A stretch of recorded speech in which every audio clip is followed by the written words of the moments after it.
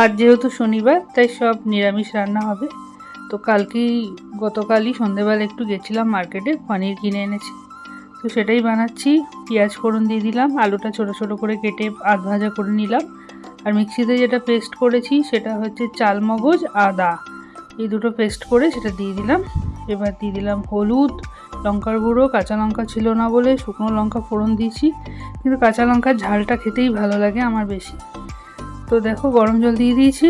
আর এই আলুটা ভাজতে ভাজতে সেদ্ধ হয়ে গেছিলো বলে বেশিক্ষণ টাইম লাগলো না রান্নাটা হতে। আর এখানে ভিজিয়েছিলাম আমার মসুরির ডাল, একটু বড়া করব।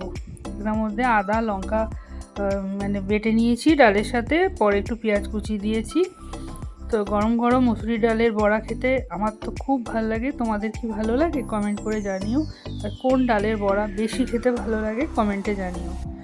তো এটাই হচ্ছে দুপুরের খাওয়া দাওয়া আজকে। তো মেয়ে চলে এসছে কলেজ থেকে, আর রং মেখে পুরো চলে এসছে। কলেজে হোলি খেলা হয়েছে, যেহেতু কাল থেকে ছুটি, তাই আজকেই ওরা খেলে নিয়েছে।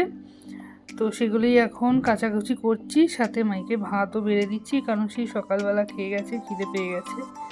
তো ওকে দিয়ে দিলাম দেখো বড়া আর কালকের একটুখানি ভাজা আর পনির।